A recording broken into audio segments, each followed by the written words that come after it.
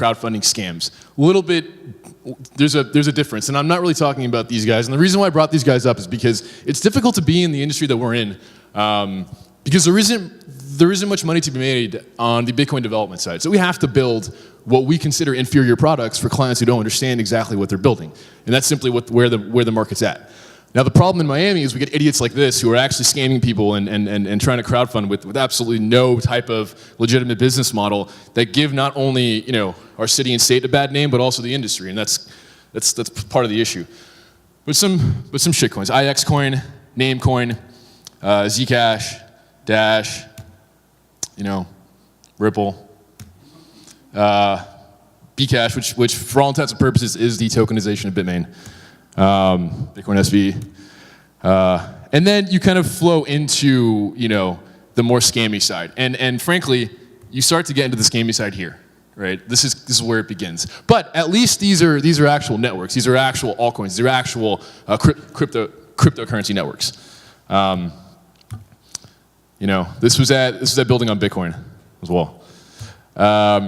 So why are they shitcoins? And I'm going to try and rush through this because I'm low on time.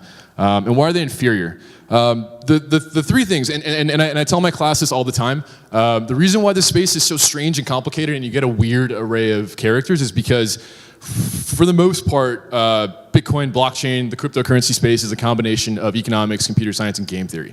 And it's really tough to find someone or people that understand those disciplines well enough, and well enough to be able to manipulate that. And that's why it's a little bit strange. But really it's utility. So your coin, your token, your whatever has to have some sort of utility that's kind of amplified through distribution, right? What does distribution look like? Do you have, is it open mining? Is there a pre-mine? Is it a crowdfunding promise for a coin later on? Like what's your distribution scheme look like? And then culture. Culture is massive too. And this is kind of the most important part for me at least, because the technology isn't even the hardest part. It's more of who's involved in your economy, why they're in your economy, and kind of what value they bring. And that does define everything that you do in your cryptocurrency ecosystem. So I mean, this was just a great example. Bitcoin is resilient, it's principled, it's native to the internet ideals, and it's a great brand. So where does the sense of entitlement come from? Who are these fools? Why are they such dicks? And by that I mean Bitcoin maximalists. And I throw myself in that category to a certain extent.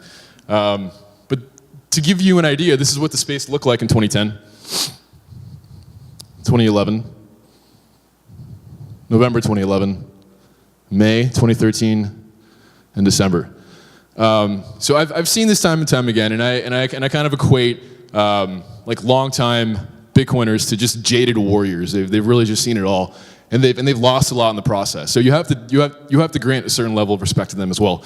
And there's a reason why they're such assholes, right? I mean, if you go to war and you come back and some kid's crying about not getting into a college, it's going to piss you off. And it's kind of in the same category here. Something I wanted to touch on with respect to why we build shitcoins, like why I'm in the shitcoin space, why I'm a shitcoiner or whatever. I believe in competing currencies, and there's a period in history that's kind of lost, which is called the wildcat banking era. Is anyone familiar with this at all? So it was a time of competing currencies here in the US. It wasn't federally regulated. Any bank could issue their own currency, issue their own promissory note. And that happened from, I think, 1837 to like 64, somewhere there. And that was fascinating, and that was obviously problematic because you had what were called wildcat banks, which were banks that were simply issuing promissory notes without having anything in reserve or without having any sort of genuine backing or foundation in what they're promising. I wanted to play this really quickly, and I really hope there's sound. It probably won't be. Let's see. Criticism of it. Fuck. Oh, good. You're a genius. Thank you.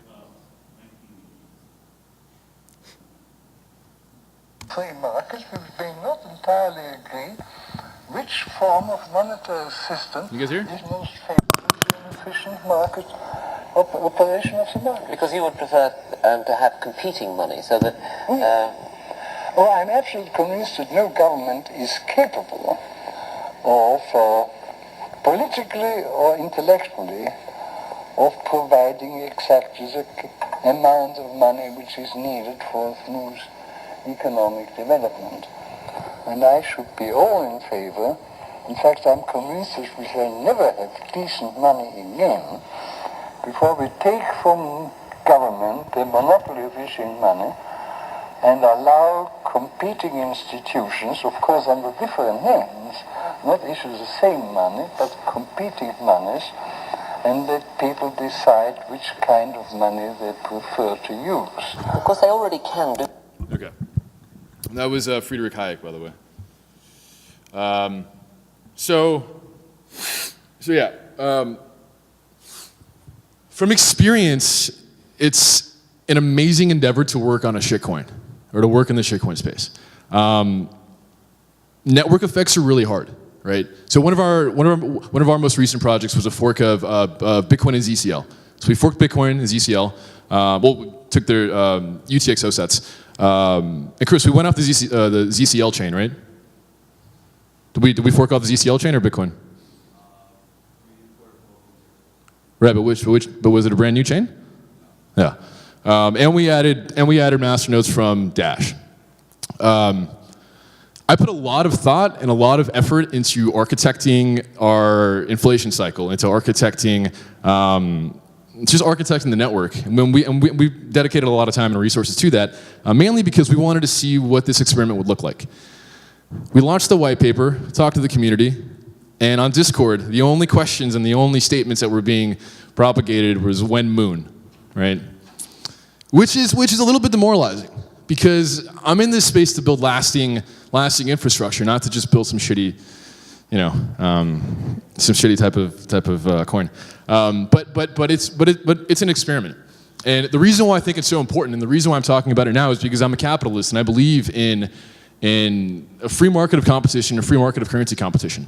So it's a strange dynamic to be so Bitcoin affirmative, but to also be so heavily involved in alternative currencies that are sometimes a threat to Bitcoin, when in fact they're actually validating Bitcoin's existence. I want to see these chains fail on their own merit, right? That's just how it works. And that doesn't take anything away from Bitcoin or from the people that are building these coins. They're simply experimenting. I mean, we know now from experience that having masternodes on your base chain is a terrible idea. Right? We know having ZK snarks on your base chain is a terrible idea. We know from experience forking a fork of Zcash that, I mean, and we've seen this recently as well, that there's a massive vulnerability in ZK snarks. There's a massive vulnerability in every Zcash fork. And a lot of that can only, I mean, those really are hard lessons learned when you're actually involved in the nitty gritty, when you're behind the scenes, when you're talking to people that are trying to manipulate your network, when you understand that, or when you see in kind of a vessel that one mining group can genuinely destroy your entire network, and you, as a centralized development organization, can also affect the entire network, and your investors are simply sitting there at will, and they can or cannot take part in this. So they have a purpose. Litecoin, for instance, in my opinion, is Bitcoin's testnet. I mean, Lightning was launched on Litecoin first, almost as a testing suite, and then onto Bitcoin, and it serves as a on-ramp as well. These things have a purpose. Not all of them, but they do have a purpose. So the maximalist argument, generally, I mean, in my opinion, from what I can gather, is that altcoins are awful because they're taking away people's economic freedom. If you genuinely believe that Bitcoin is the means to economic freedom, so you're robbing people in a sense. I don't necessarily buy that, because it's difficult to be so combative against human nature. People will try and compete, and that's simply what we do. There are stupid people and there are smart people, and there's something called survival of the fittest. I mean, it's simply an ebb and flow of markets, basically. But the reason why it's so good and the reason why it's so important is because it makes you a better developer. It makes you a better analyst, a salesperson, marketer, leader, whatever, when you've worked in an inferior system, right? Like, you've seen all the problems firsthand. You understand how bad things can be on the other end, and you can only bring lessons learned to, in this case, Bitcoin. So I think that's the last slide. Yeah, and this is just something that Zach said yesterday that was stuck in my head, which is Bitcoin is the sum of all forks. So, I mean, as someone with an economics background, I just kept thinking, well, then are altcoins inflationary to Bitcoin? And I think the answer is no, but that was just a schizophrenic thought I had just before the talk. So yeah. Thank you. Sorry it was so scattered. I started late and then it kind of threw everything off. Yeah. What odds would you put on 2029 there is a coin superior and larger market cap than Bitcoin? I would say little to none. Yeah. I mean, it's weird because it's so socio-political, right? And there's this idea of Bitcoin having this immaculate conception, which is also religious. But if you look at other networks and you look at the community and you look at kind of where Bitcoin Cash is at now, it's not exactly a hard thing to accept. Where it's almost impossible to launch another real Bitcoin. I would say actually that it depends on what criteria you're using. I mean, first of all, market cap is a terrible metric, but I would argue that Facebook could create Facebook coin and eclipse Bitcoin in market cap pretty easily. So then you just argue, well, is that really a cryptocurrency? Well, and how long does market cap, or how long is market cap a good indicator as well? And that's a valid point. I think the way I answered your question was I guess, will it outplay Bitcoin? And I don't really know what metric I'm using here, but I don't think anything will be as when I go to different companies and I present blockchain, it's weird because I'm really presenting Bitcoin, but I'm also presenting a chain of blocks, right? I mean, Peter Todd describes blockchain as simply a chain of blocks, and I believe that. I do think enterprises can have a consortium and call it a blockchain to a certain extent. That's inherently less secure and less decentralized than Bitcoin. That's a fact. But at the same time, Bitcoin has proof of work, so it makes it a little bit different. I forgot where I was going with that, but sorry. Yeah. Anyone else? 4? Yeah. What would you say is the metric of these questions? What would be the metric that makes Bitcoin most powerful? Well, if the objective of having an economic, if the objective is to have a decentralized economic network, then I guess that would be the only metric I'd be using. I don't think you'll have anything that's decentralized as Bitcoin Core, basically, and that's the most important part for me. All good? Thank you.